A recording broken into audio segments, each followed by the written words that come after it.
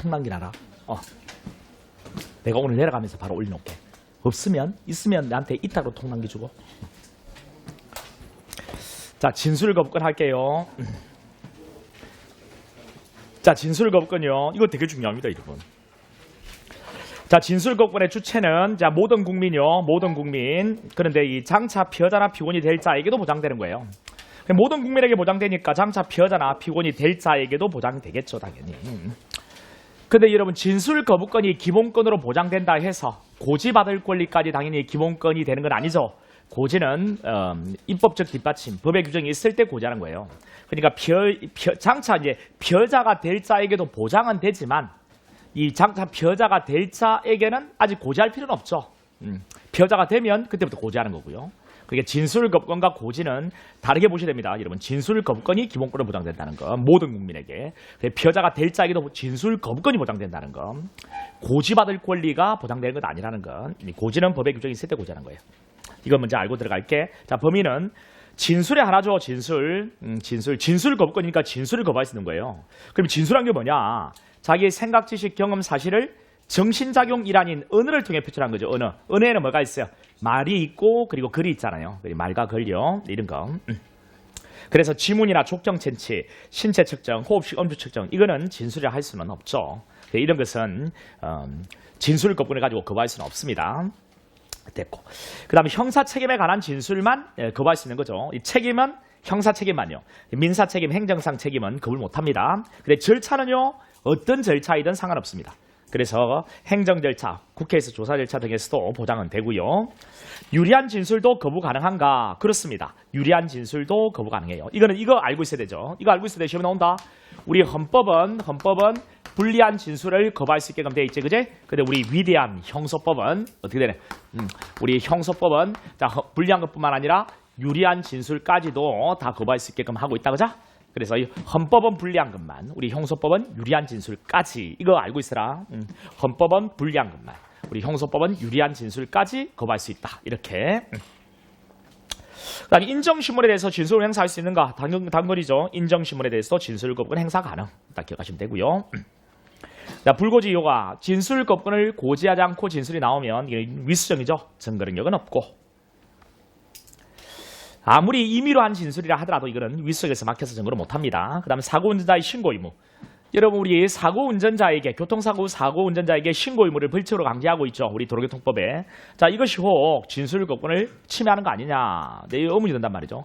근데 우리 도로교통법의 사고운전자에게 신고 의무를 벌칙으로 강제하고 있는 이 규정의 입법 취지를 보면 피해자 구호라든가 교통질서 회복을 위해서 교통사고의 객관적 내용만을 신고하도록 한 것으로 해석이 된단 말이죠. 이렇게 본다면 진술거부권은 침해하지는 않는다고 했습니다. 근데 만약에 그럼 형사 책임에 관한 것으로 해석 적용한다면 어떻게 되느냐? 이때는 진술거부권 침해 맞죠. 그래서 또 나누세요. 자, 사고운전자의 신고 의무, 벌칙으로 강제하고 있는 건 피해자 구호, 교통사고 회복을 위한 필요한 범위 내에서 교통사고의 객관적 내용만을 신고하도록 한 것으로 해석 적용한다면 진술거부권 침해 아니다. 그런데 형사 책임에 관한 것으로 해석 적용한다면 진술거부권 침해다. 이렇게. 그래서 밑 옆에 그림도 있죠. 행정법규, 행정목적 달성, 기록 의무, 보고 의무, 도로교통법의 사고운전자 신고 의무, 피해자 구호, 교통적 회복. 이것으로만 한정 적용해야 돼요. 한정 해석 적용해야 돼요. 자, 형사책임에 관한 것으로 이 규정을 해석 적용할 수는 없습니다. 형사책임까지 내려온다면 진술거부권 침해예요. 정확히 비교하시고. 그 다음에 형사 효과요. 진술거부권 행사했을 때 형을 가중하는 그런 요소로 삼을 수 있겠는가? 가중적 양형 조건으로 참작 가능한가? 원칙은 안 됩니다. 근데 예외가 있죠. 이거는 명백한 증거가 있는데 진실 발견을 적극적으로 숨기거나 법원을 오도하려는 시도에 기인한 경우라면 형을 가중하는 요소로 삼을 수 있다는 거죠. 가중적 양형 조건 가능하다. 기억하시고. 그 다음에 여러분, 진술거부권 행사를 이유로 불이익 추정을 하면 돼, 안 돼? 피고인에게 불이익하게 심정 형사가 하면, 추정을 하면 또 안 되죠. 이거는 뭐 당연한 이야기고. 난 판례 정리를 해보면, 여러분 뭐 또 판례 정리할 거 있으면 간단하게 정리를 해보면 되겠네. 진술거부권 고지받을 권리가 진술거부권에 바로 도출되는 건 아니지. 이거는 진술거부권 고지는 입법적인 뒷받침이 필요하지. 그래서 여기에 어떤 판례가 나와나? 구공직선거법이 나와. 구공직선거법 시행 당시에 진술거부권 고지 규정이 없었거든. 그 선거관리위원회 위원 직원이 선거사원 조사할 때 그때 고지하지 않고 문답서를 적었는데 이게 과연 위수정인가? 아니다라고 했지. 왜? 고지 규정이 없었으니까. 물론 지금은 고지 규정이 있어요. 됐고, 그다음 진술급권 불고지하고 진술이 나오면 이거는 아무리 임의로 한 진술이라 하더라도 증거로 쓸 수는 없죠. 자, 임의성이 있어도 증거 능력은 없다는 거 됐죠. 그리고 여기 진술급권 이제 여기 나오는 이제 판례들이 이런 거죠. 진술급권 고지 대상은 피해자부터 피해자 아닌 자한테는 고지할 필요가 없지 이런 것들. 나중에 이놈이 피해자가 되었다 하더라도 피해자 아닌 상태에 조사할 때는 고지할 필요가 없고 증거력이 인정된다는 이런 것도 있고 피해자부터 고지하는 겁니다. 피해자부터. 그리고 피해자는 언제요? 수사를 개시했을 때. 언제 수사가 개시돼? 인지했을 때. 그 인지라는 것이 뭔데? 인지 절차를 모두 거쳤을 때가 아니라고 했죠. 예, 범죄 혐의가 있다고 해서 실제 수사를 시작하면 이게 인지고 이때부터 진술을 고지해야 된다는 거. 자, 참고인을 조사하는데요. 참고인 조사하는데 자, 조사하다 보니까 자기 범죄이기도 하단 말이야. 그리고 같이 공범이란 말이지. 이때부터는 뭐로 넘어간다고요? 피해자 신문으로 넘어가니까 이때부터는 진술급권을 고지해야 된다는 이런 판례들도 있죠. 그죠? 이런 것들 다 정리하면 되겠습니다. 넘어갈게요. 이제 변호인 들어갈게요. 변호인. 자, 변호인은 이제 선임권자가 나오네요. 선임권자. 일단 사선 변호인이 원칙이잖아. 여기 챕터 15는 사선 변호인에 관한 이야기지. 먼저 선임권자. 네, 고유권자는 뭐 피해자 피고인이고 그다음 선임 대리권자는 법배직형. 여기에 뭐가 들어가면 틀릴까요? 가동고 들어가면 틀리겠지. 가족, 동거, 인구, 용주는 적부심과 보석에서만. 독립하여 변호인 선임할 수 있다 돼 있거든요. 이 독립하여라는 말의 의미는 명시한 의사에도 반할 수 있다는 이야기지. 명시한 의사에 반할 수 있다는 이야기. 왜? 좋은 거니까. 좋은 거니까 명시한 의사에 반할 수 있는 거예요. 근데 명시한 의사, 그러니까 피해자가 형한테 형 변호인 선임하지 마라. 아버지 변호인 선임하지 마세요. 라고 해도 아버지는 형은 그 명시한 의사에 반해서 변호인 선임할 수 있습니다. 그런데 내가 정말 이 변호인의 변호를 받기 싫거든. 그럼 어떻게 할 거냐? 해임할 수는 있어 없어? 해임할 수는 있다 있죠? 해임할 수는 있다. 명시한 의사에 반해서 변호인 선임에도 선임의 효력은 생깁니다. 왜? 명시한 의사에 반할 수 있기 때문에. 근데 해임할 수는 있다는 것까지. 자, 피선임자요. 피선임자. 변호사 중에 선임합니다. 단 대법원 아닌 법원은 변호사 아닌 자를 변호인 선임 가능한데 이거 우리 뭐라 해? 특별한 변호인, 특별 변호인이라 하죠. 대법원에서는 안 됩니다. 1심과 2심에서만. 변호인 선임 수에는 제한이 없죠. 제한이 없죠. 제한이 없다 보니까 소송 지연이 초래될 가능성이 있어요. 이를 막기 위한 제도가 뭔데? 대표 변호인이죠. 대표 변호인은 최대 몇 명? 3명입니다. 변호인 선임 수는 최대 3인 하면 틀려요. 변호인 선임 수에 제한이 없다 보니까 소송 지연. 이를 막기 위한 게 대표 변호인. 대표 변호인이 3명.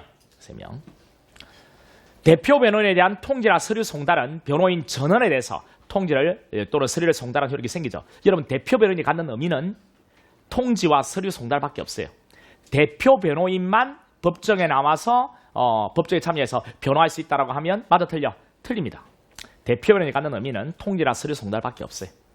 만약에 피해자에게 수연의 변호인이 있다면 그때 누가? 검사가 대표 변호인을 신청에 의해서 지정 철회 변경 가능하고 또 직권으로 또 지정 철회 변경 가능하죠. 뭐 이런 것들은 우리 뭐 중요한 내용은 아니지만 우리 책에 나오는 내용 한번 정리해봤고. 자, 넘어가서 이제 선임 방법. 자, 변호인은 선임해야 되는데 이 선임은 신급마다 해야 됩니다. 신급마다. 왜?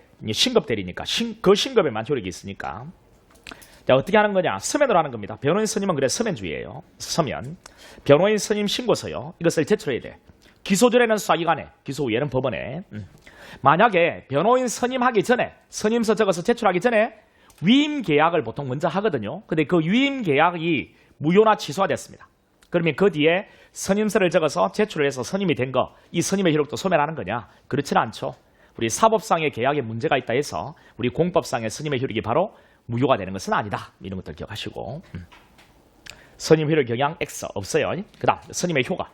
자, 공소되기 전에 혹 변호인을 선임하면 어떻게 되느냐?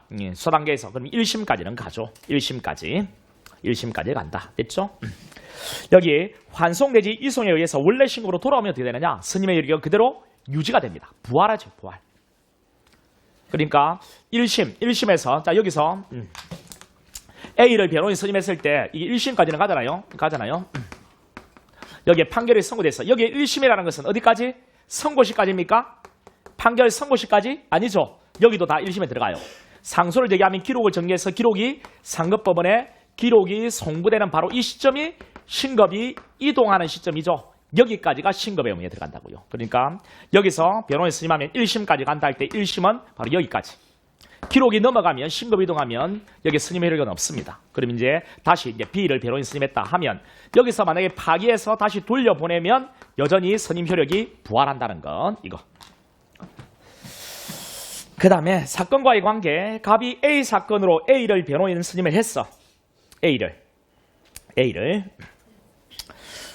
그런데 자, 갑이 범한 또 다른 사건 B 사건이 기소가 돼가지고 병합이 되었거든요. 그러면 어떻게 되느냐? 이 B 사건에도 자, A 사건으로 스님한 A 변호인 스님의 효력이 미치느냐? 예, 원칙은 미치죠. 근데 예배가 있습니다. 예배. 자, 피고인과 변호인이 다른 의사를 표시하면 스님의 효력은 없습니다. 피고인이나 변호인이 다른 의사 표시하면 효력은 없어요. 다른 의사를 표시하지 않은 한 병합된 사건에 대해서도 원칙적으로 스님 효력이 미치는 거죠.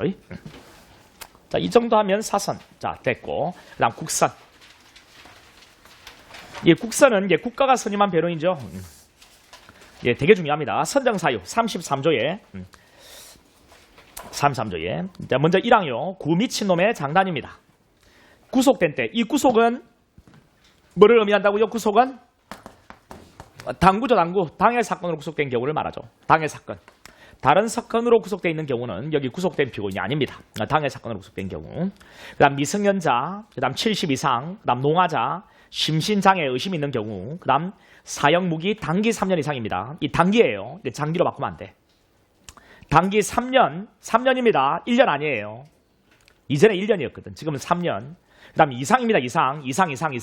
이상을 뭐 초과, 이하, 미만 하면 이거 다 틀립니다.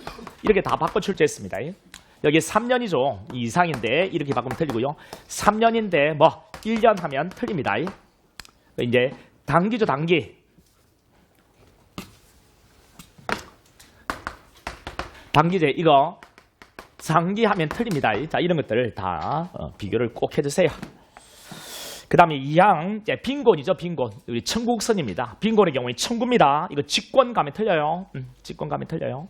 빈곤의 경우는 청구를 해야 알죠.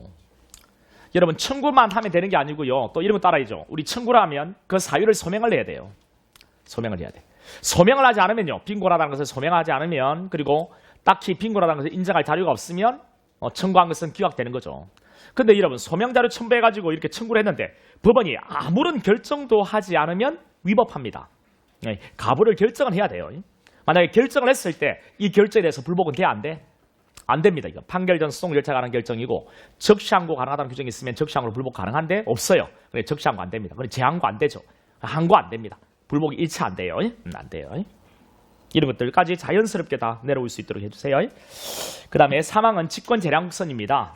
직권재량국선. 어떤 교재는 직권필요국선이라 했더라. 다 엉터리입니다. 여러분 엉터리입니다. 판례도 재량이라 하고 교수님 교과서에 재량이라 하는데 그런 수험서가 있더라고요. 여러분 인터넷 막 이게 뒤져가지고 막 이렇게 해가지고 보는 그런 강의들 막 책 보니까 그리 돼 있다. 이 그리 하지 마세요. 여러분들 좀 하지 마세요. 제발 멍청하게 그리 하지 마세요. 직권재량. 자, 여기 연령지능 교육 정도 등을 참작해서 권리 보호를 위해 필요하다고 인정하는 경우 이 인정의 법원의 재량이 있거든. 인정을 하면 피고인의 명시적 의사에 반하지 않는 범위 안에서 선정하도록 돼 있지. 명시적 의사에 반하여도 하면 틀리다. 명시적 의사에 반하지 않는 범위 안에서. 명시적 의사에 반하지 않는 범위 안에서. 이거 딱 기억해라. 명시적 의사에 반하여도 하면 틀리다. 명시적 의사에 반하지 않는 범위 안에서 선정하도록 이렇게 돼 있다. 자, 연령지능 교육 정도 여기에 해당되는 판례가 그 옆에 있는 2급 상급이제. 2급 상급. 2급 상급장애인, 2급 시각장애인, 상급 청각장애인. 자, 이것은 연령지능 교육 정도 등을 참작해서 권리 보호를 위해서 필요하다고 인정을 한 사안. 따라서 명시적 의사에 반하지 않기 때문에 선정을 해야 된다고 했던 사안. 선정하지 않고 절차를 진행했기 때문에 이건 위법하다고 했던 판례들이죠. 그리고 거기 사급 척추장애. 사급 척추장애는 이거는 거기 2항이었어요. 2항. 빈곤. 기초생활수급자였거든요. 충분히 빈곤하다는 것은 충분히 소명됐습니다. 그런데 국선을 선정해 주지 않고 절차를 진행했기 때문에 위법하다고 했던 판례. 그래서 이 2급, 3급, 4급 장애인은 뭐 어떤 경우이든 간에 국선을 선정해야 됐던 사안이었다. 이거 기억하면 되겠죠. 그 다음 필요적 변호 사건이요. 필요적 변호 사건이 그 위에 바로 33조 1항, 2항, 3항에 의해서 변호인이 선정된 사건이 곧 필요적 변호 사건이죠. 이런 필요적 변호 사건의 경우에는 변호인이 없으면 국선을 선정하도록 되어 있습니다. 그런데 판결 선고만을 남겨놓은 경우에는 이게 필요적 변호 사건이라 하더라도 다시 변호인 선정할 필요가 없죠. 이미 우리 필요적 변호는 심리할 때 변호해 주는 거죠. 이미 심리 다 끝나고 이제 판결문만 읽어주는 선고에서는 더 이상 변화할 게 없잖아요. 그래서 선고만을 남겨놓은 경우에는 선정할 필요가 없습니다. 예배라는 것 기억하고. 그다음 수사단계. 우리 수사단계에서는 국선이 인정되는 경우는 딱 두 단계죠. 두 단계. 어디예요? 적부심. 우리 체포구속 적부심 절차에서 피해자가 형소법 제33조 여기 위에 33조에 해당하고 사선 변호인이 없다면 그때는 국선을 선정하도록 되어 있죠. 피해자가 제33조에 해당할 때 물론 사선은 없애야 되는 건 당연하죠. 우리 국선은 사선을 보충하는 거니까. 그다음 구속영장 실질심사에서 사선 없애면 국선을 선정하죠. 이거 한번 정리해야 할게. 구속영장 실질심사에서 사선 없애면 국선을 선정하는데 이때 영장이 기각되면 1심까지야 공소행위까지야? 영장이 기각되면 1심까지 효력이 있어? 공소행위까지 효력이 있어? 응? 어디까지?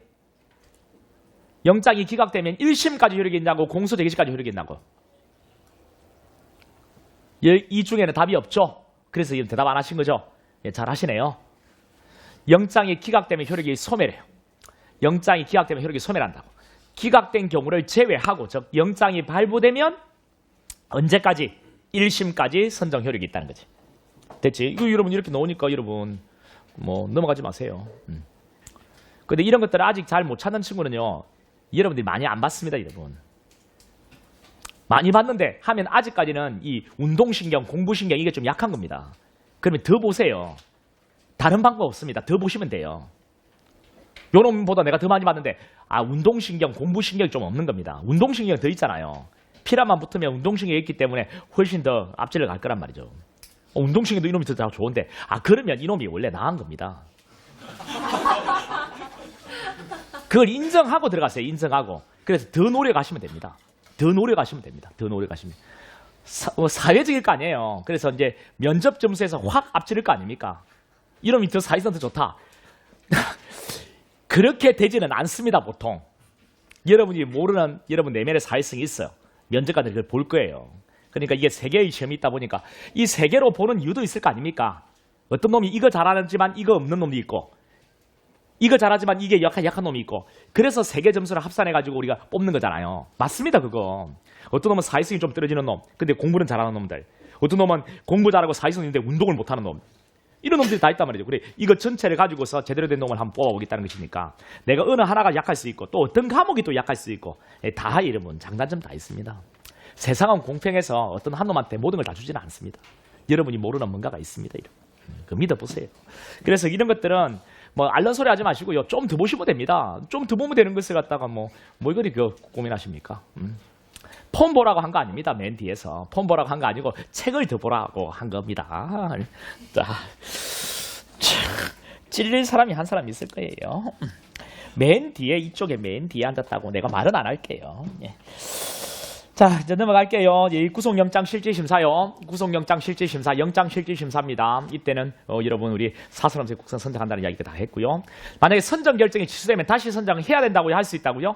할 수 있다라고 돼 있죠. 할 수 있다. 뭐 이런 것들도 한번 우리 시험에 나왔잖아요. 됐고. 그다음 이제 공판 준비기일에 사선 없이 국선 선정해야죠. 그다음 재심 심판 절차. 우리 재심 심판 절차. 우리 여러분 여기 지워졌다 그죠?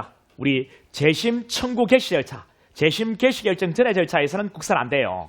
근데 뭐 재심 개시 결정 들어져 가지고 재심 심판 절차로 왔을 때, 그때 이제 국선 제도가 인정된다는 거죠. 됐죠? 재심 심판 절차. 그다음 여러분 재심 심판 절차 한번 정리해 드릴게요. 여러분들 나중에도 하겠지만 이렇게 한번 생각해 봐봐. 재심 심판 절차에서 뭐 이렇게 되는 거지. 내가 맛이 갔어요. 맛이. 또는 내가 죽었다고. 유죄 선고받아 내가 죽었다고. 또는 맛이 갔다고. 그래도 정지하니 계속 진행하니. 계속 진행해요. 내가 죽어도 공소해약 일정 때리면 돼? 안 돼? 안 되죠. 유죄 확정된 거 억울함 풀어주는 거니까 절차 진행한다고요. 이때 누가 나온다고요? 누군가는 피고를 위해 싸워야 되잖아요. 변호인이요, 변호인. 내가 뭐 재심을 청구한 사람이 사선 변호를 선정했다면 사선이 나오면 돼요. 근데 사선이 없다면은 그때 뭐 국선을 선정한다는 그런 이야기죠. 국선. 뒤에 가서 할게 재심 보면서 또 할게요. 그다음 재심 국민참여재판. 국민참여재판의 경우에 사선 없으면 무조건 국선을 선정해야 되고요. 군사재판도 무조건 선정해야 돼요. 치료가문 청구 사건도 무조건 선정해야 돼요. 사선 없으면. 그 다음 전자장치 무착명의 청구 사건도 사선 없으면 무조건 선정해야 됩니다. 이런 거 간단하게 정리하시면 되죠. 암기하셔야 돼요. 그 다음 선정 절차입니다. 변호사 아닌 자 선정 가능하다는 거. 그렇죠. 법원 사무관도 국선이 가능합니다. 그 다음 국선의 수. 자, 일단 피의자 피고인 한 명의 국선은 1대1을 원칙으로 하죠. 1대1. 1대1을 원칙으로 하는데 국선 여러 명을 피의자 피고인 한 명에게 붙여줄 수 있습니다. 다대1 가능하거든요. 근데 반대로 1대 다도 가능합니다. 여러 명의 피의자 피고인에게 한 명의 동일한 국선을 붙일 수 있는데 여기는 조건이 하나 있죠. 뭐 이해가 상반되면 안 됩니다. 여러 명의 피의자 피고인 상호 간에 이해가 상반되면 안 된다. 됐죠. 그 다음 선정고지. 빈곤의 경우에는 청구입니다. 청구. 이거. 근데 빈곤은 청구예요. 직권 아닙니다. 청구인데 이 청구권이 있다는 것을 사전에 고지를 해야 될 의무가 있는가? 우리 판례는 없다라고 합니다. 형소규칙에는 서면으로 고지한다라고 되어 있는데 우리 판례는 고지 의무가 없다라고 하죠. 됐죠? 청구 고지 의무 없다. 그 다음에 선정결정. 선정결정. 이 선정결정요. 결정. 여기에 불복되는가? 불복 안 됩니다. 여기는 불복 안 됩니다. 국선 붙여달라고 청구했을 때 이에 대한 결정에 대해서는 불복 안 돼요. 불복 안 돼요. 적시항고 안 됩니다. 제항고 안 됩니다. 불복 안 됩니다. 원래 결정에 대한 불복은 안 되는 거잖아요. 그 다음에 선정의 법적 성질. 이거는 재판입니다. 국선 선정 결정은 재판이다. 그래서 재판은요. 동의가 필요 없잖아요. 재판받는 자의 동의 필요 없잖아요. 그리고 지 마음대로 재판받은 놈이 빵에서 빵 묻다. 이제 묵을 만큼 묵었어. 풀어. 이렇게 할 수 있나요? 없잖아요. 그렇죠? 자, 이 해임 명령이 없으면 지 마음대로 사임 못합니다. 해임 명령 없으면 사임 불가. 됐죠? 그다음 선정 취소. 자, 필요적 선정 취소가 있고 임의적 선정 취소가 있습니다. 필요적 선정 취소는 변사자입니다. 변사자. 변사자로 발견되면 취소해야 되겠죠, 여러분들. 반드시. 뭐 변호인 선임된 때. 국선은 사선을 보충하는 제도라가 있잖아요. 그러니까 사선 변호인이 선임되면 국선은 취소를 무조건 해야 돼요. 그리고 자, 사임을 허가한 경우. 사임을 허가한 경우, 또 자격을 상실한 경우, 이때는 취소해야 되고요. 그 다음 임의적 선정 취소가 있습니다. 성실하게 수행하지 아니하는 경우, 성실하게 수행하지 않을 때, 직무를 성실하게 수행하지 않을 때. 그 다음 또 변경 신청, 국선 변경해달라고 했거든요. 변경 신청이 상당하다고 인정되는 경우, 그 다음 취소할 상당한 이유가 있는 경우입니다. 자, 이런 경우에는 취소할 수 있게끔 돼 있죠. 변사자로 발견되면 취소해야 되고 성실 변상하면 취소해 줄 수 있다. 이렇게 기억을 하시면 되겠습니다. 그 다음 사임. 법원 또는 판사의 허가입니다. 법원 또는 판사의 허가. 이 판사 여기에 피고인 허가 이렇게 들어가면 틀리죠. 피고인 허가 들어가면 틀립니다. 법원 또는 판사의 허가다. 됐죠. 이 정도 하면 국선됐고요. 그 다음 변호인의 지위 권한. 거기에 진실 의무라는 게 있죠. 진실 의무, 변호인 진실 의무. 진실 의무, 위반인 것과 위반 아닌 것 간단하게 정리하시면 되겠습니다. 위반인 것은 허위 진술 권유, 위정교사, 불리한 증거인멸 지시 이런 것들 간단하게 정리하시고요. 자, 위반이 아닌 것, 진술 거부권 행사를 권유했다, 법적 지식을 조언했다, 유죄 확신의 경우에 무죄 변론했다, 뭐 이런 것들이 되겠죠. 이렇게. 진술급은 행사 권유, 법적 지식 조언, 유죄 확신의 경우에 무죄 변론. 됐죠. 이런 것들. 특히 유죄 확신의 경우에 무죄 변론. 이거 기억하시고요. 진술급권 행사 권유. 이런 것들 기억하시기 바랍니다. 이거는 진실 의무 위반 아니다. 변호인도 보호자의 지위가 1순위 지위지만 1차적 지위지만 변호인도 진실과 정의에는 구속되지 않을 수 없거든. 그래 공익적 지위가 있어요. 그래서 자, 변호인에게 주어지는 의무가 바로 진실 의무 아닙니까? 변호인의 권한요. 예. 자, 종속 대리권은 거의 물어보지 않습니다. 피의자 피고인의 의사에 종속돼서 하는 종속 대리권이에요. 의사에 반할 수 없는 종속 대리권은 안 물어보고요. 의사에 반할 수 있는 독립 대리권을 물어보는데 명시한 의사에 반할 수 있는 독립 대리권이 있고요. 명시한 의사에 반할 수 없는 묵시적인 의사에만 반할 수 있는 그런 독립 대리권이 있습니다. 명시한 의사에 반할 수 있는 명의가 있으면 구보전 변의. 구보전 변의 명의가 있을 때 명시한 의사에 반할 수 있는 것은 구보전 변의요. 그다음 명시한 의사에 반할 수 없는 것은 핏동사. 예, 기억을 하시면 되겠네요. 그죠? 명시한 의사에 반할 수 없는 게 더 중요하긴 합니다. 일단 기억하시고요. 그 다음 변호인만 갖는 고유권. 자, 우리 변호인 지가 가지는 고유한 권한이 있고요. 그 다음 피의자 피고인이 갖는 고유한 권한이 있습니다. 그리고 이 피의자 피고인도 가지고 있고 그 다음 변호인도 가지고 있고 중보가 가지고 있는 중보가 가지고 있는 권한도 있거든요. 그러니까 피의자 피고인도 가지고 있고 변호인도 가지고 있는 것도 있고 아예 변호인만 갖는 것도 있고 그래서 이제 변호인만 갖는 고유권. 변호인만 갖는 것. 중보가여 가지고 있는 것은 물어보지 않습니다. 그런데 변호인만 갖고 있는 고유권을 물어본 적이 있습니다. 시험에. 그래서 뭐 접신 변변, 뭐냐, 그냥 그렇습니다. 특별한 의미 없습니다. 뭐 이 접신했다, 우리 접신하잖아요. 그 신과 딱 접하다니 접신을 했는데 변변치 못해. 여러분 전 보러 갔는데 어떤 놈이 신이 들어왔대요. 근데 접신했다는데 변변치 못하다. 접신 변변.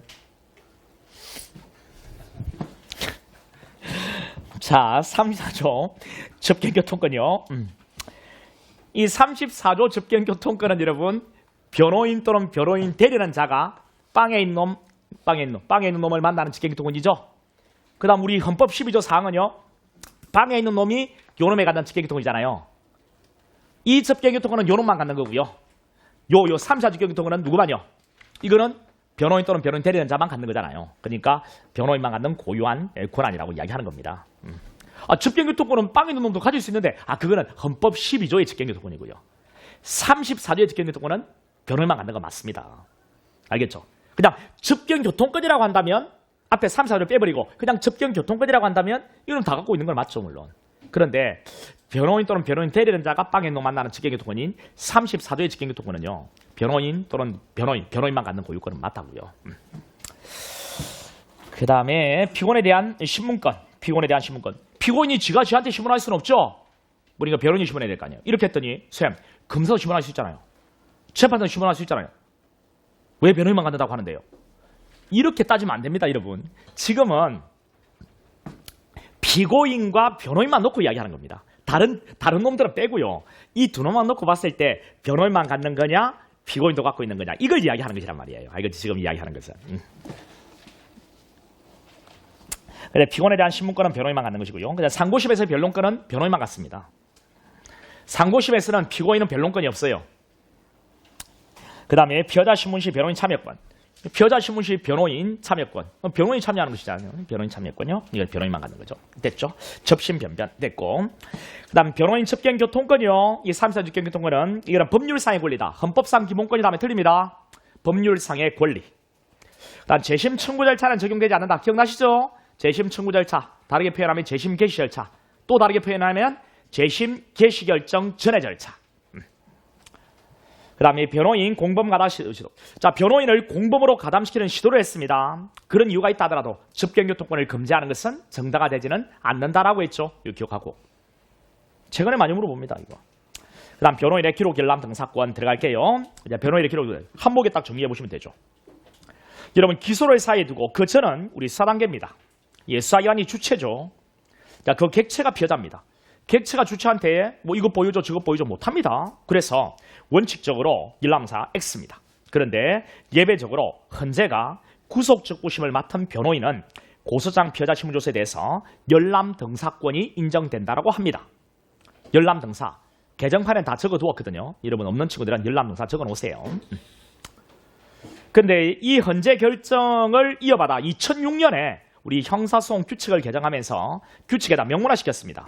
영장실질심사하고 체포구속 적부심 절차에서 지방법원 판사에게 제출된, 우리 지방법원에서 하는 거잖아요. 지방법원 판사에게 제출된 구속영장 청구서, 그 다음 고소장, 고발장, 피해자 진술을 기재한 서류, 피해자가 제출한 서류를 열람할 수 있도록 되어 있습니다. 열람만 규정이 있고 복사는 규정이 없어요. 예, 복사 X. 최근에 법원직 시험에 작년인가요? 복사가 들어가서 틀린 지문으로 출제를 했습니다. 됐죠? 이 정도 딱 정리하시면 돼요.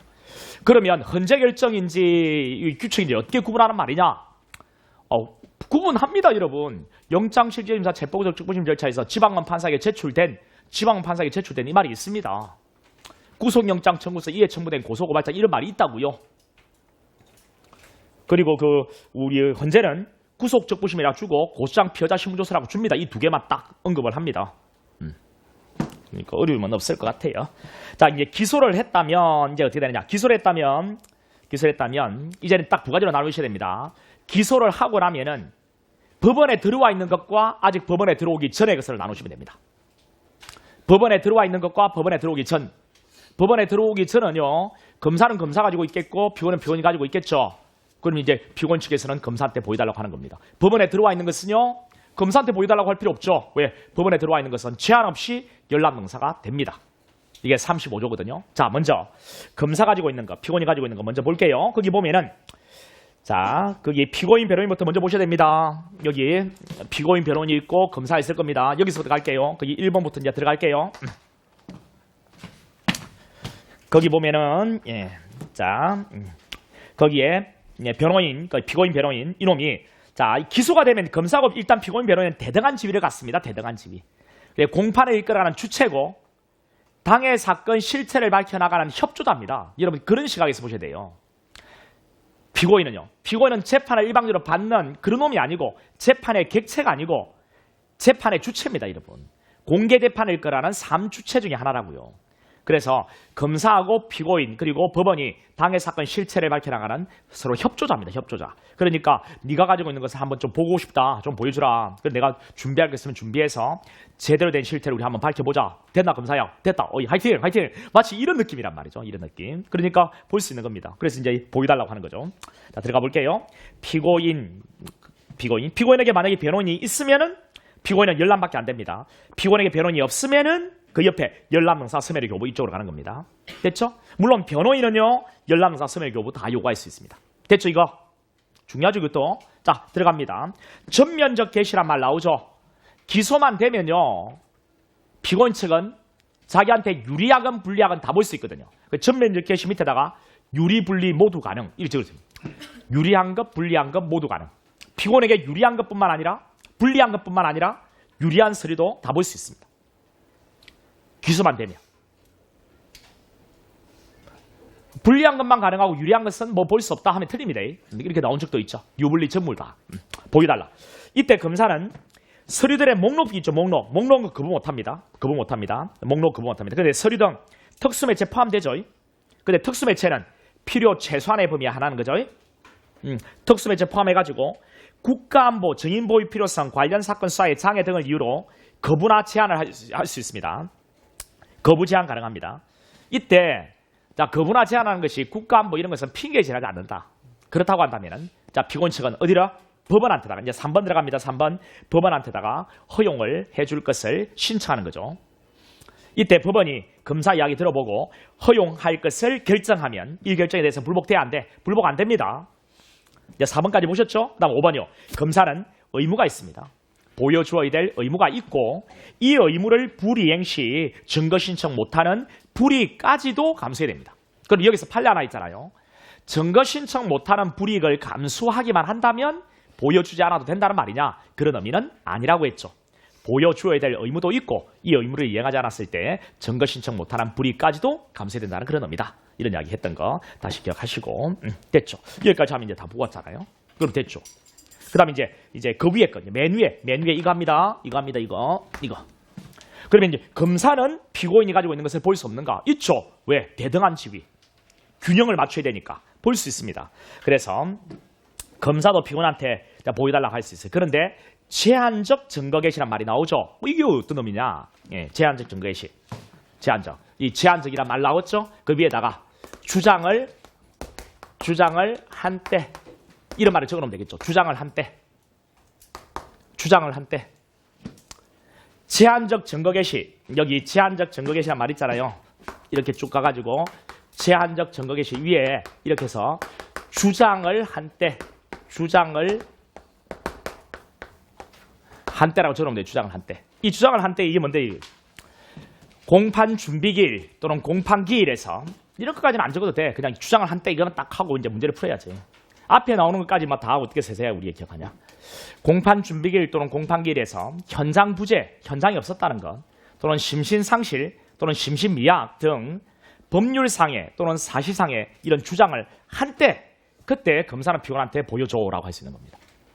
자, 이런 주장을 하면 이를 입증할 자료를 가지고 있는 거예요. 그리고 이게 만약에 조작됐을 수도 있잖아요. 그럼 사전에 뭔가를 확인해 봐야지 만약에 법정에서 이런 주장하면 이걸 깨 들어갈 거 아닙니까? 이런 경우에는 보여달라고 할 수 있는 거예요.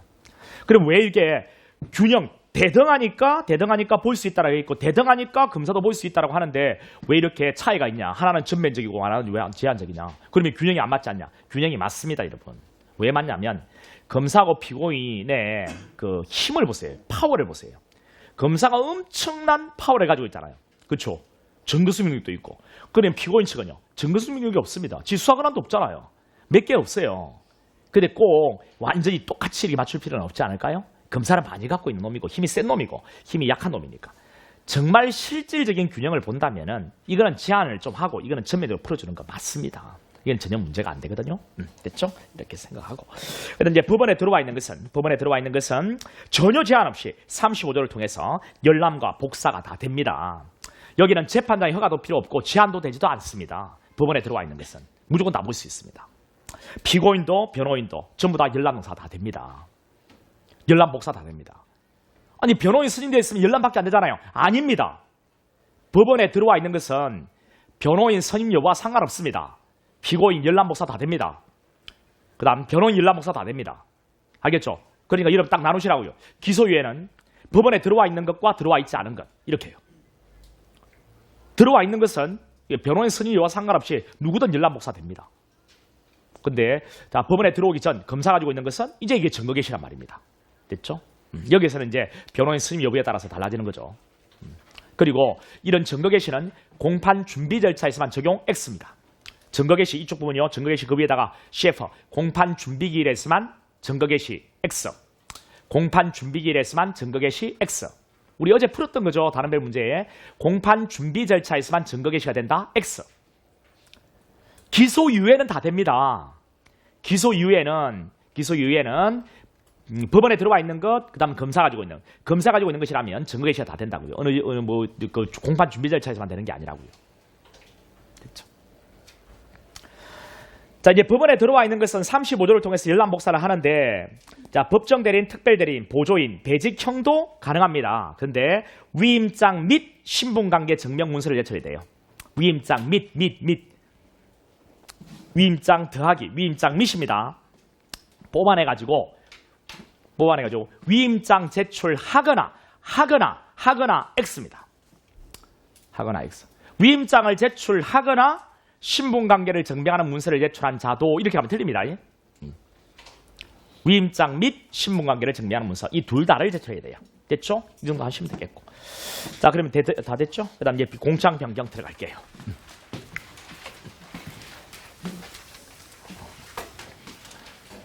공소장 변경은 여러분 아직까지도 체계를 잡지 못해가지고 물어보는 친구들 많습니다. 그러니까 이제 판례 같은 것은 거의 대부분 다 여러분이 암기돼 있더라고요. 근데 아직까지도 체계를 못 잡고 있습니다. 한번 보세요. 예, 공장 변경이라는 것은 이제 거기 갑이 이 공장 변경 1급입니다. 되게 중요한 겁니다. 이제 갑이 여러 개 범죄에 뭐했어요? 이제 기소를 했습니다. 거기에 자 법정에 갑을 적어야 되는데 이름을 병으로 잘못 적었네요. 그죠? 그 다음 제명 공사의 직용법조를 이제 적었습니다. 근데 심리 진행 중에 그 피고인 이름이 다른 사람 이름으로 도용된 사실을 알았습니다. 그러면 이제 어떻게 한다고요? 검사가 이 병을 갑으로 바꾸는 뭐 한다고요? 정정을 하고 이때는 법원의 허가는 필요 없죠. 공장 변경과 그 개념을 비교를 하세요. 정정입니다. 이 제명적용법조 공색이 있잖아요. 이것을 이제 바꾸고 싶은 겁니다. 왜? 심리를 해보니까 이 범죄가 세모죄가 아니고 동그라미죄입니다. 처음에 세모죄로 기소를 했는데 알고 봤더니 동그라미죄야. 이 동그라미죄로 바꾸고 싶은 거예요. 이때 검사가 신청하는 겁니다. 법원한테다가. 법원아 바꿔도 이렇게 신청하는 거죠.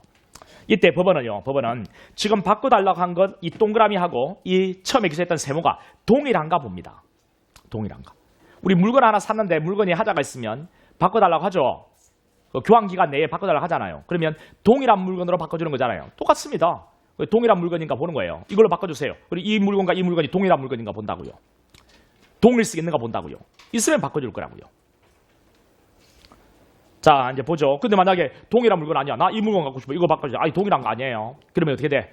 자, 이전에 샀던 물건, 이거 구매 계약을 취소하고, 그냥 다시 이 다른 물건이요. 이건 다시 구매 계약을 체결해야 되죠. 다시 기소를 해야 돼. 공장 바꿀 수 없고 공소를 취소하는 수밖에 없겠죠. 잘못 기소했다면. 바꾸려는데 바꿀 수 없다면. 자, 일단은 들어가 볼게요. 자, 여기 공장 변경을 신청하면 자, 법원은 바꿔달라고 검사가 한 이 동그라미와 처음에 기소된 세모가 동일한가를 본다고요. 동일하다는 것은 그 위에 이거 보이죠? 자, 이거 합니다. 이거 동일하다는 건 일단 단일한 하나의 범죄에 대해 처음에 기소했던 세모와 지금 바꿔달라고 한 이 동그라미가 동일하다는 것은 단일한 하나의 범죄가 된다고. 내가 이전에 범죄를 하나 범했는데 그 하나 범죄에 이것이 처음에 세 번째로 기소했어. 근데 알고 봤더니 이 동그라미죄를 하는 거예요. 하나의 범죄일 때 일단 동일성이 인정될 수가 있어요. 그게 아니고 내가 과거에 동그라미죄도 범했고 세 번째도 범했다고. 두 개의 범죄라고. 근데 처음에 세 번째로 기소했다가 나중에 이 동그라미로 바꿔달라. 안 됩니다. 이거는 별개의 범죄죠. 다른 물건이에요. 동일성이 없어요. 이렇게 하나의 범죄인데 원래 이게 동그라미죄인데 세 번째로 이렇게 잘못 기소했단 말이죠. 그때 이게 이제 법정에서 밝혀져 가지고 동그라미로 바꿔달라고 하는 거죠. 그러면 일단 단일한 하나의 범죄인가를 보고 하나의 범죄에 맞다면 그 다음 사실적 부분이 같은가 봅니다. 자, 이 안에 적어놓은 사실과 여기 적어놓은 사실이 같은가 봐요. 여기 가장 핵심은 비양립입니다. 비양립. 이런 건 또 시험에 나왔으니까 적어놓으면 좋아. 비양립 뭔데요? 안일비자. 양립이 안 되는 거. 그러니까 처음에 기소했던 세모 사실이 인정이 되면 지금 바꿔달라고 한 동그라미 이 공짜에 적어놓은 이 사실은 인정이 안 되고 이 사실이 만약에 요놈이 범한 범죄 사실로 인정이 된다면 처음에 기소했던 이 사실은 인정이 안 되는 이런 관계. 둘 중에 어느 하나만 되는 거. 이런 관계에 있을 때 이 사실적 부분이 같다라고 해. 이런 사실도 이놈이 한 거 맞고 또 이런 사실도 한 거 맞다 하면 이거는 뭔데? 하나의 범죄를 범해서 두 개의 범죄를 범해서 이건 두 개의 범죄를 범한 거예요.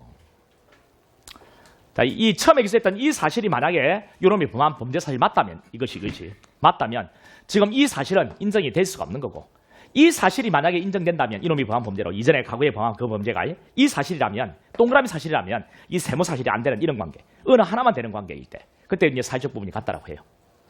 그리고 여기 이제 판례가 하나 있잖아. 내가 교정에 뺨을 때가지고 폭행을 했는데 이게 79년에 뺨을 때려서 폭행했다고 이제 기소를 했다. 실제 심리해 보니까 81년에 때린 게 있는데 81년에. 그리고 이 두 개는 사실 부분이 같아달라. 내가 딱 한 번 때렸다고 뺨을.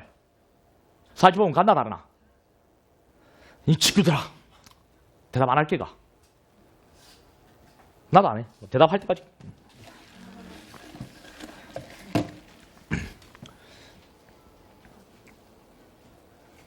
그럼 내 내려갔다 올게. 내 밥 좀 먹고 올게. 대답할 생각 있으면 내 불러라.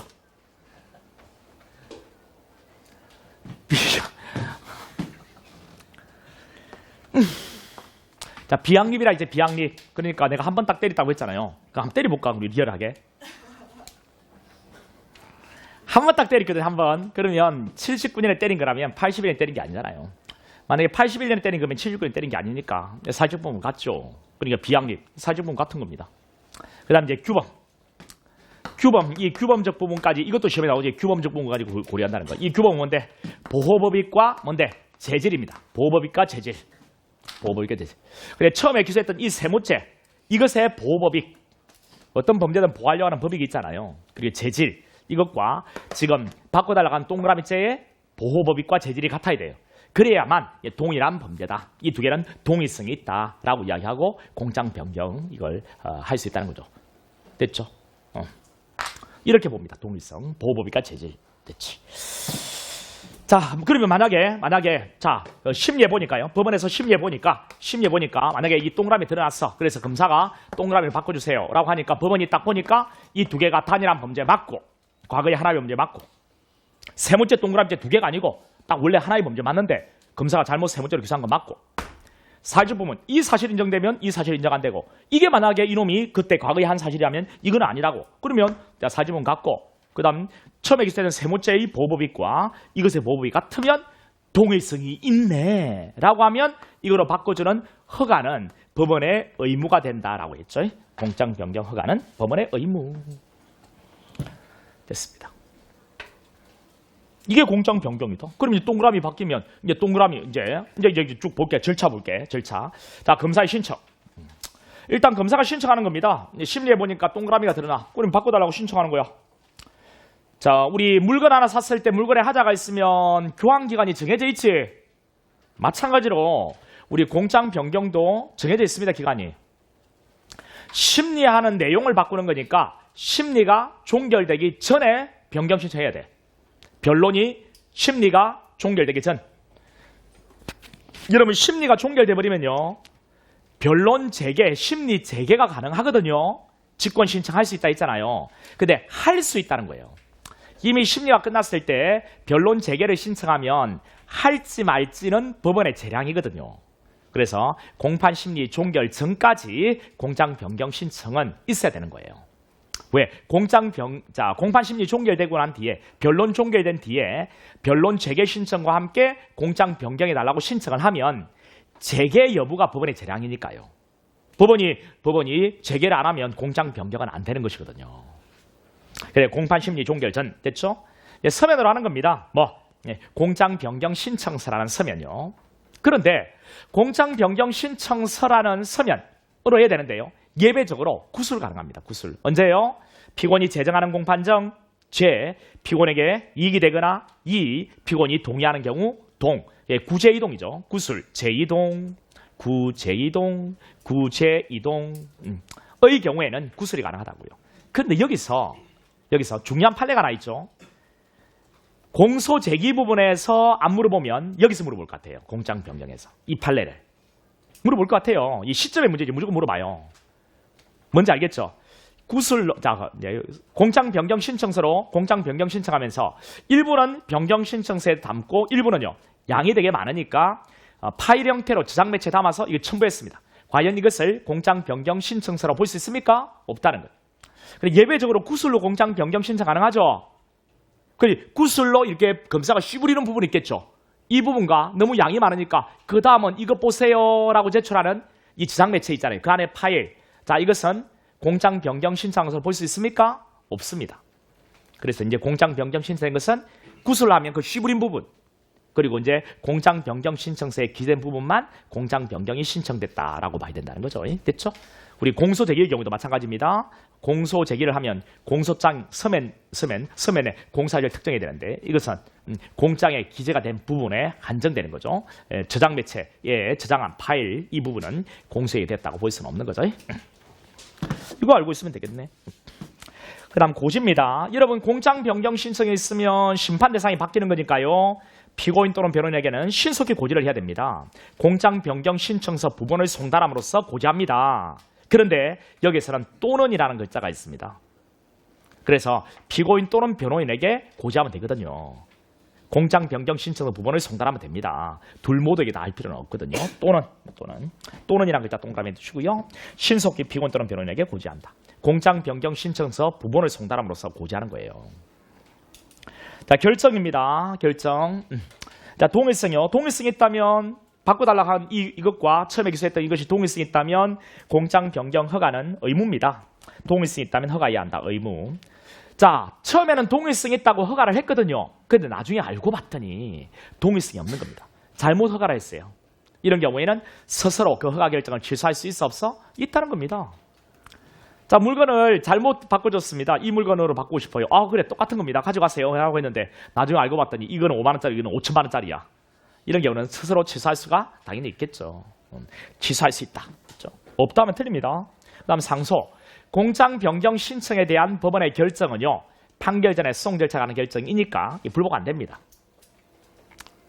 독립하여 상소할 수 없습니다. 그 다음에 검사낭독이요. 검사낭독. 공장 변경 신청. 이게 이제 공장 변경이 허가되면 이제 심판 대상이 바뀌었잖아요. 그러면 자, 이것으로 바뀌었습니다. 그러면 검사는요. 이 바뀐 내용을 낭독한다는 거예요. 앞으로 이거 재판한다. 이렇게 낭독한다는 거죠. 검사 이렇게 낭독한다는 거예요. 이렇게 낭독을 해야 되고요. 낭독하려니까 내용이 너무 길면 그 요지를 대신 진술하게 할 수는 있습니다. 이때 피고인이 지금 이 동그라미에 대해서는 전혀 방어질 약이 짜져 있지 않다면 법원이 직권으로 또는 피고인 측의 청구에 의해서 공판 절차를 정지해야 한다고요? 할 수 있다고요? 할 수 있다가 중요하잖아요. 할 수 있다. 정지할 수 있다. 해야 한다면 틀립니다. 여기는 여러분 할 수 있다 했는데 공판 정지할 수 있다 했는데 여기에 이렇게 해가지고 직권 그 다음 청구도 적어놓으세요. 이것도 부수의견 출제 포인트거든요. 할 수 있다. 이게 일단 중요합니다. 할 수 있다. 이거 해야 한다면 틀려요. 공판 절차 정지 사유는 다른 것들은 직권이고 무조건 정지해야 돼요. 우리 공판 절차 정지 사유들이 여러 개가 있거든. 뒤에 가서 할 거예요. 전부 다 직권이고 정지해야 돼. 그런데 공장 변경 공판 절차 정지는요. 할 수 있는 겁니다. 임의적 정지예요. 그리고 또 청구권이 들어가 있기 때문에 이것을 가지고 물어보거든요. 이 두 개를 딱 잡으세요. 됐고, 그 다음에 구속기간 불산입. 만약에 구속재판을 받고 있는데 공장 변경, 공판 절차 정지, 그러면 구속도 같이 멈춥니다. 이 정지기간은 구속기간에 들어가지 않아요. 자, 그러면 또 비교해 드릴게.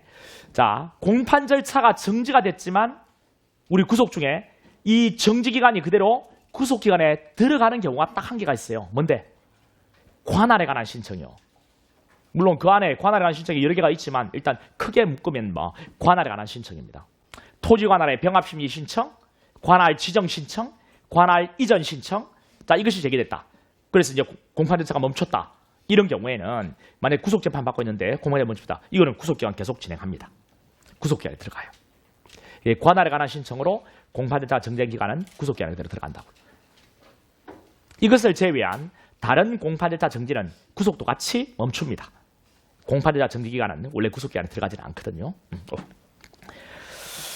자, 그 다음에 구속기간 불산이까지 다 했고, 그 다음 법원의 요구. 자, 이거는 뭐냐? 그 위에 그림 한번 보세요. 자, 그 위에 그림에 보면, 자, 검사이노마가 신청을 안 합니다. 검사이노마가 신청을 만약에 안 하면 법원이 요구하는 겁니다. 요구. 야, 검사시켜. 공장 바꾸라 시켜. 이렇게 요구한단 말이에요. 근데 검사가 공장 변경 신청할 수 있는 것은 추가 철회 변경 이 세 가지입니다. 공장 변경을 검사가 신청할 수 있는 종류는 세 개예요. 추가 철회 변경. 밑에 그림 계속 보이죠? 추가, 철회, 변경. 공장 변경의 형태입니다. 아예 세모에서 동그라미째로 바꾸는 변경과 그 다음 세모 내용을 늘리는 거.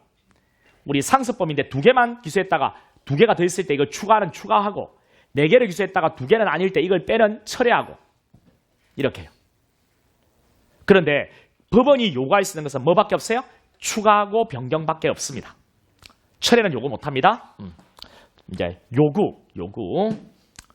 근데 우리 법에는요, 요구하여야 한다고 되어 있거든요. 298조 2항에 추가 변경을. 그런데 이것을 우리 판례는 재량으로 이해합니다. 따라서 요구하지 않아도 위법은 아니라고 하죠. 자, 그럼 여기에서는 두 개를 기억하세요. 자, 그 밑에 다시 나오죠. 법원의 요구, 추가 변경, 철회는 아니다. 그리고 이것은 재량이다. 따라서 요구하지 않아도 위법은 아니다. 이거 딱 기억하시면 됩니다. 자, 그 다음에 허용 범위요. 자, 1심. 되죠, 당연히. 2심? 당연히 됩니다. 왜 4심이니까. 그런데 3심에서 되느냐? 상고심. 안 됩니다. 안 됩니다. 약식에서도 안 되죠, 당연히. 왜? 비공개 서면심이 하는 거니까.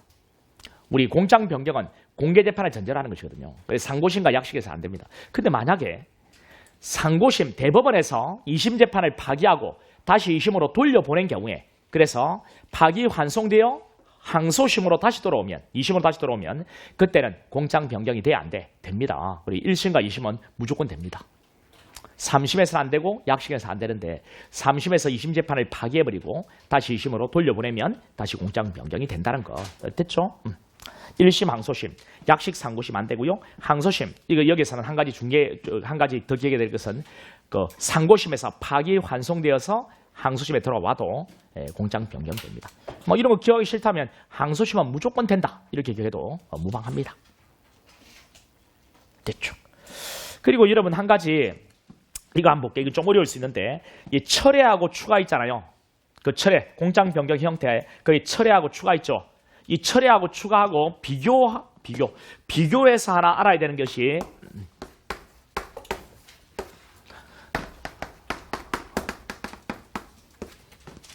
이렇게 철회, 추가 아닙니까? 추가. 이 추가하고 철회하고 비교해서 알아야 되는 것은 뭔데? 이 추가 기소고요. 공소 취소입니다. 일부 공소 취소요. 일부 공소 취소. 추가 기소, 일부 공소 취소. 자, 하나의 범죄, 이렇게 하나의 범죄를 놓고 사실을 늘리는 것은 공장 변경의 추가. 이미 기소는 돼 있고요. 그 공사실을 늘리는 거, 추가, 공장을 바꾸는 겁니다. 이미 기소는 돼 있고 이 기소되어 있는 이 공장 내용을 늘리는 겁니다. 공장 바꿔 추가하는 거고. 자, 하나의 범죄 이미 기소됐는데 사실을 너무 과하게 접어서 이걸 빼는 겁니다. 철회입니다. 공장을 바꾸는 거예요. 이미 기소되어 있는 공장 내용을 바꾸는 거예요. 그런데 자, 이거는 뭔데? 추가 기소는 세모죄하고 동그라미죄입니다. 예, 세모째하고 동그라미째예요. 자, 기소를 이 둘 다 했습니다. 기소를 세모째만 기소했습니다. 세모째만 기소했습니다. 그런데 알고 봤더니 동그라미째가 있는 거예요. 동그라미째를 심판 대상에 집어넣는 것은 이것을 바로 추가 기소라고 하는 겁니다. 법원에 동그라미째, 세모째 둘 다를 기소했거든요. 그런데 알고 봤더니 동그라미째는 범한 게 아닙니다. 이 동그라미째를 빼는 게 뭔데? 그게 일부 취소입니다. 일부 취소. 자, 이거는 뭐라고 이건? 법원에서 세모째를 재판합니다. 세모째. 근데 그 세모째 내용을 좀 더 늘리는 겁니다. 사실은 늘리는 거. 똑같은 세모째인데요. 그 사실이 좀 부족하니까 더 늘리는 거 추가. 그다음 너무 과하게 세모를 적었습니다. 그 세모 이 내용을 좀 줄이는 거. 1월 1일, 2월 1일, 3월 1일에 상습 도박을 했다. 3월 1일은 아니야. 이걸 빼는 겁니다. 상습 도박죄 하나의 범죄인데 그 내용을 줄이는 거예요. 1월 1일, 2월 1일뿐만 아니라 3월 1일도 상습 도박해서 내용을 늘리는 거예요. 네. 이거는 공장을 바꾸는 것이고요.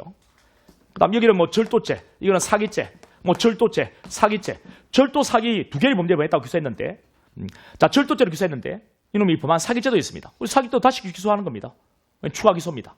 그다음 절도 사기를 범했다고 기소했는데 알고 봤더니 사기는 아닙니다. 사기를 빼는 것은 일부 범죄에 대한 공소를 취소하는 것입니다. 그래서 동일성이 인정되지 않은 수개의 범죄, 동일성이 인정되지 않은 수개의 범죄, 동일성이 인정되는 하나의 범죄. 하나의 범죄 내용을 늘리는 것은 공장명의 추가, 내용을 줄이는 것은 공장명의 철회. 그다음 수개의 범죄. 자, 어떤 하나의 범죄가 기소됐고 또 다른 범죄가 있을 때 동일하지 않은 또 다른 범죄, 이거 추가로 기소한다. 여러 개의 범죄를 기소했는데 동일성이 여러 개의 범죄를 알고 봤더니 어느 하나의 범죄를 범한 게 아니야. 이걸 뺀다, 완전히 뺀다, 일부 취소. 둘 다 뺀다, 전부 취소. 일부 뺀다, 일부 취소. 됐죠? 이 개념을 좀 비교해 주세요. 그럼 넘어갈게. 자, 이제 공장 변경의 필요성이라고 되어 있습니다. 자, 이거는 또 다른 개념이에요, 여러분. 공장의 필요성. 자, 지금은 그러니까 이거 공장 변경의 절차까지 다 했고 이제 공장이 다 끝났어. 그 다음에 이 체계를 잘 잡아라. 자, 지금 잘 들어야 된다, 여러분. 늘상 이거 약한 거다. 여러분, 늘상 약한 거다.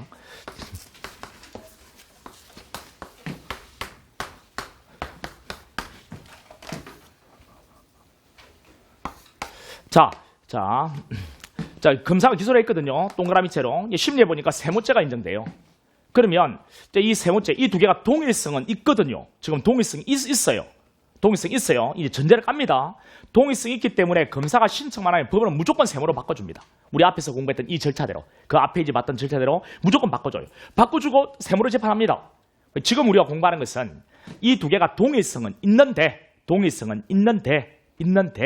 꼭 이렇게 세모로 바꿔야만 세모를 재판할 수 있는 거냐? 공장 바꾸지 않고 그냥 동그라미로 내버려 두고 그냥 인정된 세모를 재판에 들어갈 수 없는가? 이게 뭔데요? 이게 바로 공소장 변경이 꼭 필요하냐? 이 두 개 동일성이 있다는 건 안다 그래. 그럼 이거 세모를 재판하기 위해서는 꼭 공장 변경을 해야만 되는 거냐? 공장 변경하지 않고는 그냥 세모 재판 못 하느냐? 라는 겁니다. 그리고 공장 변경하는 이유를 알면 되죠. 우리 공장 변경하는 이유는 어디에 있다고요? 피고인의 방어권 보장입니다. 피고인의 방어권 보장. 물론 적절한 형벌거를 실현하기 위한 그런 목적도 있죠. 주된 목적은 피고인의 방어권 보장입니다. 자, 검사는 처음에 동그라미를 기소했습니다. 물론 이제 피고인은 동그라미를 재판한다는 거 알고 있어요. 왜? 공장 부본 송달받았으니까. 근데 지금 심의해보니까 세모가 밝혀졌습니다. 근데 자, 공장을 바꾸지 않고 세모를 재판에 가면 피고인이 세모를 제대로 방어 못할 거 아닙니까? 그러면 이제 공장 변경을 해주고 이 세모를 이제 검사도 읽어주고 또 방어 시간 필요하면 공판을 정지할 수도 있고 그래서 세모를 재판에 들어가는 겁니다. 그런데 만약에 자, 이 세모를 공장 바꾸지 않고 그냥 재판해도 피고인이 방어하는데 전혀 지장이 없다면 그렇다면 공장 변경하지 않고도 되겠네요. 공장 변경하지 않아도 재판에 들어가면 되겠네. 방문 행사에 지장이 없다면. 어느 경우에 지장이 없는가? 이런 경우 지장이 없겠네. 피고인 지가 나 세모예요. 난 동그라미째 아니고요. 나 세모째 했어요. 쥐가 시인 주장 인정하면 어떻나? 나는 동그라미째 아니에요. 난 세모째예요. 너희들이 계속 내 동그라미 했다 하는데 웃기지 마. 난 세모째 했어. 지가 시인 주장 인정하면 그리고 실제 법원에 심리해봐도 세모째 맞으면 이 두 개 동일하고 세모째 맞으면 공장 변경하지 않고 세모를 재판해도 방어의 불이익은 있니 없니? 없잖아요, 여러분들. 좀 일어나자. 여러분 일어나고 이거 너가 늘상 모르더라고, 여러분. 체계를. 실력이 정말 있는 친구거든요. 근데 책임을 못 졌더란 말이야. 지가 시인주장 인정하면, 그래 이런 말이 나오면 공장 매일 필요 없는 거예요. 지금은 동일성 이야기하는 게 아니에요. 항상 이 무렵에서 뭔 이야기하냐면 지금 이 페이지 있잖아요. 자, 이 챕터 19 이거 이야기할 때요. 이거 이야기할 때 여러분은 항상 뭐냐? 아, 동일성은 있잖아요, 쌤. 이렇게. 지금 공장병의 필요성 이 파트는요. 동일성 이야기하는 게 아니라니까요. 근데 동일성 있잖아요, 라고 이야기. 아, 동일성 있다고요. 동일하다고요. 지금 동일성은 있는데 이 두 개가 동일성은 있는데요.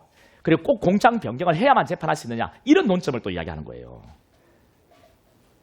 동일성은 있다고. 근데 꼭 공장을 변경해야만 재판할 수 있냐. 공장 변경하지 않고 가능하다고요. 언제? 이놈의 방어에 불이익이 없다면요. 세무를 재판할 때. 어느 경우에? 아, 지가 인정하면요. 지가 세무라고. 심리에도 인정된 게 세무인데 지가 세무를 했다라고 인정을 해요. 피고인이. 그러면 시인주장 인정하면 방어의 불이익이 없을 거 아니에요. 그냥 세무를 재판해도. 지가 인정하고 있는 내용이니까. 또 이놈이 인정하지 않아도요. 이런 경우에 불이익이 없습니다. 자, 보세요. 이 세무가 이렇게 돼 있는 거죠. 처음에 기소했던 거 이 안에 세무가 들어가 있는 거예요. 만약에 AB죄로 기소했습니다. AB죄. 특수 강도,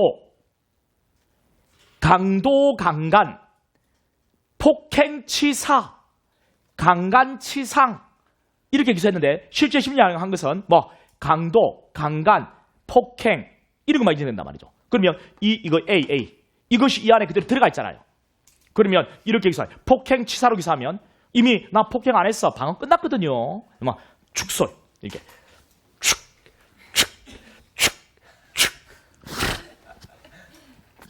이게 축소가 되면 공장 변경 뭐야? 공장 변경 필요 없는 거죠. 축소가 된 사실은 필요 없다고. 이미 되는 그 안에 들어가는 소를 포함하고 있으니까 이미 방어 끝났거든요. 이런 경우에는 이놈이 시인주장 인정하지 않아도 공장 변경 필요 없다. 이런 거 됐죠.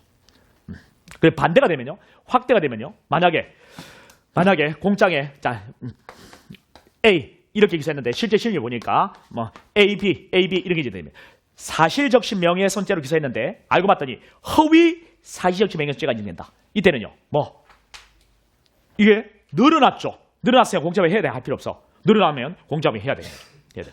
이렇게. 이런 것들. 그 다음에 여러분 피고인은 방어를 할 때 무엇을 방어한다고요? 사실을 방어하는 거예요. 사실을. 법을 방어하는 게 아니고요. 근데 공소장에 적어놓은 사실 있잖아요. 적어놓은 사실과 지금 인정된 사실은 똑같아요. 사실은 똑같다고요. 사실은.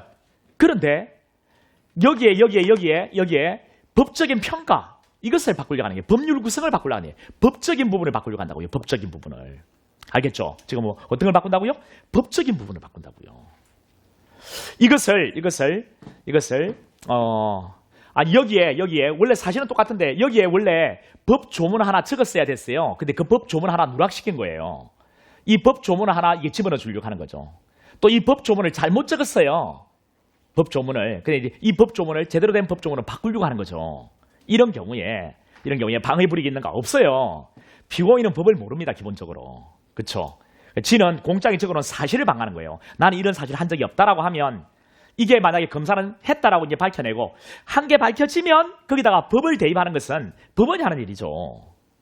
피고인이 어떻게 법을 알아요? 그러니까 누락된 적용법 조문을 추가하고 법 조문을 바꾸는 거 사실은 똑같이 인정이 된다는 전제 하에서 이런 경우에 공장이 필요 없는 거예요. 또 이 사실을 형이 무거운 특별법 위반으로 기소를 했는데 이게 형이 가벼운 일반법인 형법으로 법적 평가를 바꾸려고 할 때 어차피 사실은 똑같고요. 내가 방어하는 내용은 똑같고요. 자, 형벌만 깎이는 거예요. 어찌 보면은. 형이 무거운 특별법이 형이 가벼운 일반법으로 줄어드는 거니까. 이런 경우에 필요 없죠. 그 다음에 그럼 이거 해볼게. 똑같은 사실인데 반대로 형이 가벼운 일반법으로 기소했는데 이걸 형이 무거운 특별법 위반으로 법적 평가를 바꾸려고 할 때는 그때는 어떻게 돼? 형이 가벼운 것에서 형이 무거운 특별법으로 바꿀 때는 그때는 형이 무겁게 바뀔 때는 그때는 공장을 해야 되겠어 할 필요 없겠어 해야죠. 사실은 똑같지만요. 사실 형이 무겁게 바뀐다는 것을 아는 피고인의 입장에서는 만약에 피고인이 안다면 방어해 드릴 노력과 시간과 비용은 똑같이 가겠어요? 올리겠어요? 올립니다. 그래, 이것까지 전부 다 불이익이 있는가 없는가를 판단할 때는 이것까지 다 고려해야 된다는 게 판례거든요. 방해드릴 노력과 시간과 비용을 달리할 가능성까지도 다 고려해야 되는 거예요. 자면 안 된다 이건. 제발. 늘상 이거 책임 못 잡더라. 공장 변경 넣으면 여러분 어려워하잖아 사실. 근데 이때 또 자면 어떻게 하니? 이제 법률 구성을 달리할 때는 딱 한 개예요. 딱 한 개 뭐? 딱 한 개. 형이 가벼운 일반법에서 형이 무거운 특별법으로 바뀔 때 이때 공장명이 필요하다. 그다음 또요. 자 이것을 어떤 강사는 다 두 문자 따서 암기하라고 한다고요. 두 문자 할 필요 없어요. 그냥 이 체계를 기본적으로 잡고 한두 개만 딱 기억하시면 돼요. 내가 다음 주에 우리 그 전범위 우리 다른 데 문제에 우리 공장명이 들어갈 거 아니에요. 여러분 이 설명 들었으니까 훨씬 더 잘 이해가 되실 거예요. 그리고 그거 할 때 판례들 몇 개 이제 여러분 꼭 좀 이상한 판례들 몇 개 있거든요. 그것도 딱 대입해서 한번 딱 정리해버리면 그것만 딱 풀어낼 수 있으면 돼요. 그것만 딱 풀어낼 수 있으면. 안 들으면서 또 앓는 소리 합니다. 또 다음 주에 다른 문제 오면 앓는 소리 막 어렵다. 이 시기들 막. 정말. 사실 공장병이도 어려우면요. 내가 그렇게 되면 어렵다. 이 시기들 막 너희들 뭐 재산죄 뭐 이 시기들 막 지랄들 하지 말고 일요일날 비워놓고 그 기본 강의 한번 딱 들어보고 심화 강의 판례 강의 애들 달라고 해. 사지 말고 있는 애들 있을까 이거 달라고 해서 그 부분 딱 한번 듣고 그리고 여러분 그 볼록이 알짜 한번 딱 풀어보면 이거 안 틀리다는 거. 좀 더 이제 문제에 대한 감을 익히고 싶다. 기출 그 해당 부분 딱딱 풀어보면 일요일에 오전 오후 너가 부족한 과목들 그 봤더만 문법 약하다. 이 지랄이라고 문법 몇 개 안 돼. 야 문법 잘 풀어내는 사람들 있잖아요. 문법 몇 개 안 된대. 왜 그거는 누구는 그런 놈들 쌍둥이니가? 여러분 머리랑 그 머리랑 똑같아. 한 번도 뭐 일요일에 한 오전이나 오후 딱 잡아놓고 그 기본 강의 문법 강의 있을 거 이거 그거 한 번 딱 제대로 듣고 그에 대한 문제를 한 천 문제 풀어봐라. 천 문제 안 풀리는지 계속 앓는 소리. 미안해요. 내가 하려고 한 거 아니다. 내가 이거 좀 강하게 어필하려고 내가 좀 했다. 왜 내 표정들이 그렇노? 그게 아니지 않냐? 다 화내놓고서 무슨 저 짓거리냐? 뭐 이런 거가. 자 그렇다고요. 그 다음에 이거 봐라. 이것을 똑같아요. 이제 세모 똑같은데 이게 이제 일제라고 기소했거든요. 일제라고 예, 과형상 일제, 포괄 일제. 근데 실제 심리해 보니까 이것이 수재인 거예요. 실체적 경합범이요. 실체적 경합 또는 이게 실체적 경합범으로 기소했는데 알고 봤더니 자 이것이 똑같은 세모인데요. 이에 대한 재수평가가 과형상 일제 또는 포괄 일제란 말이죠. 그러니까 수재라고 일제라고 기소한 것이 수재가 인정되는 경우 또는 수재라고 기소했는데 이게 실제 일제가 인정되는 경우입니다. 그러니까 세모라는 그 범죄 사실 우리 피고인은 항상 무엇을 방한한다고요? 범죄 사실을 방한다고요. 사실은 똑같이 인정되는데 이것을 검사가 여러분 좀 과형상 일제 포괄 일제인지 실적 경합범인지 뭐 애매한 뭐한 것도 있을 거 아니에요. 상습범이라고 판단해가지고 포괄 일제라고 기소했지만 이게 알고 봤더니 상습성이 없어요. 이게 실적 경합범이다 이렇게 인정되는 경우가 있을 거 아니에요. 여기에다가 뭐 1월 1일, 뭐 2월 1일, 3월 1일 뭐 상습 사기를 했다. 근데 1월 1일, 2월 1일, 3월 1일 사기 친 거는 맞아. 근데 그게 상습성이라는 게 없어. 그럼 이거는 실적 경합범이다. 그리고 1월 1일, 2월 1일 사기라는 부분은 똑같아요. 그 사실은요. 근데 이것에 대한 평가를 포괄일제를 했는지 뭐 상습 사기를 했는지 아니면 포괄일제를 했는지 실적 경합범을 했는지 이렇게 죄수평가 달라지는 경우 있을 거 아니에요. 이런 죄수평가를 달리할 때 꼭 공장 변경을 해야 되는가? 할 필요 없어요. 왜? 사실이 똑같으니까요. 일제, 수재, 일제 필요 없다. 자 이렇게 하면 되거든요. 그럼 이제 필기노트 바로. 자 거기에 동일성은 있다. 여러분 전제 동일성이 있어.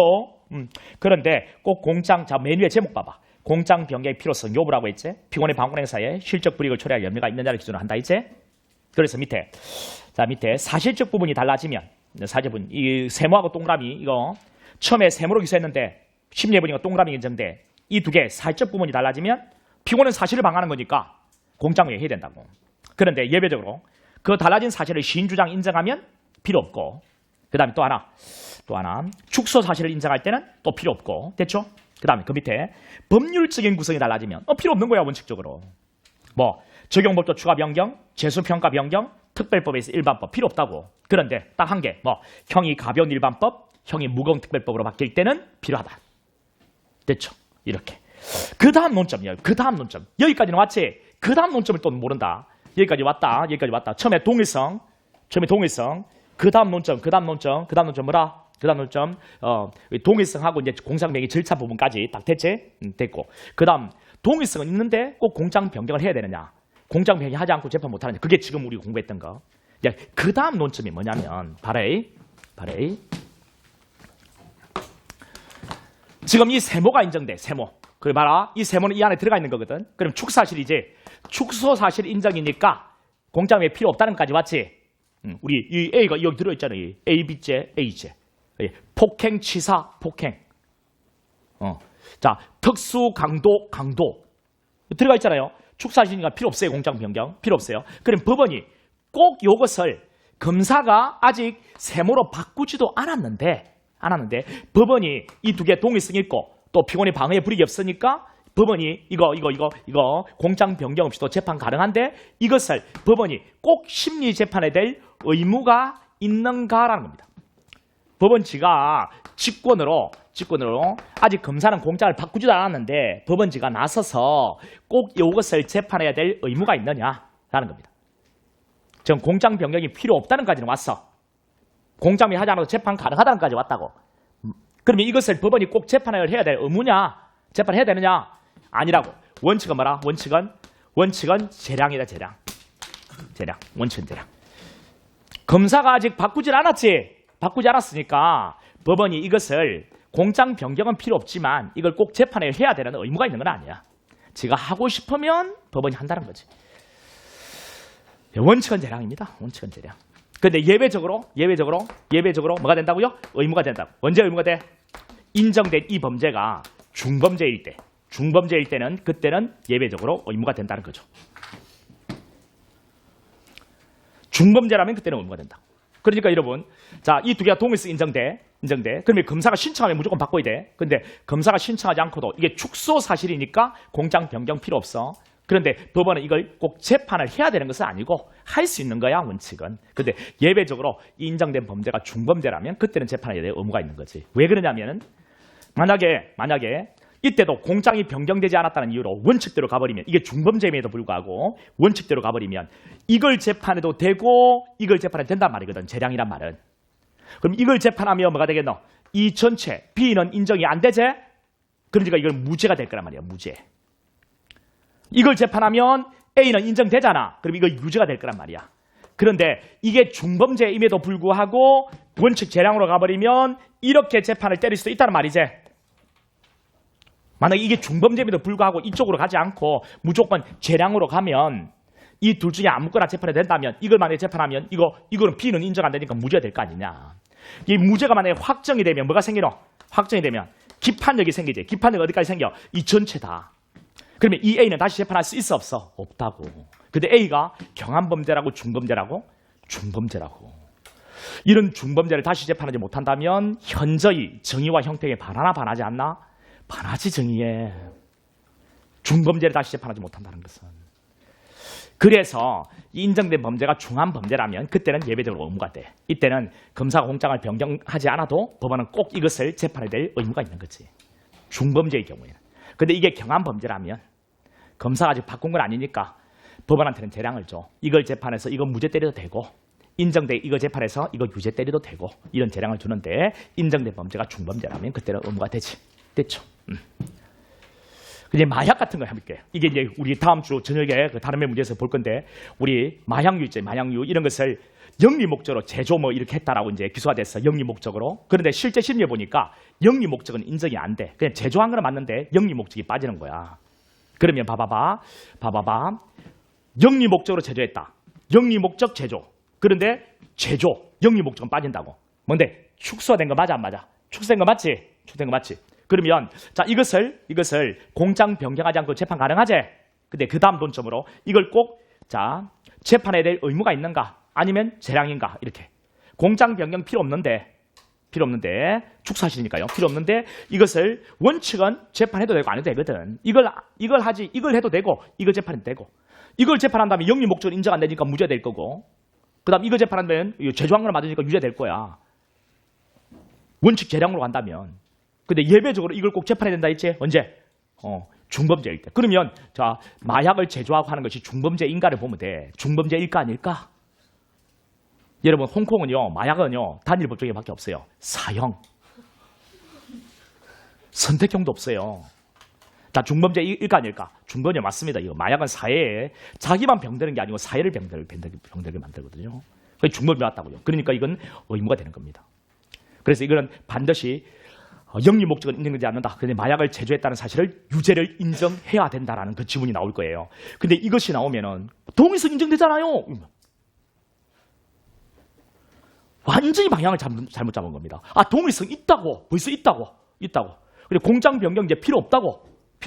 그리고 이것은 그 다음 논점 마지막에 했던 거 의무라고. 왜 중범죄니까. 여기까지 가야 된단 말이죠.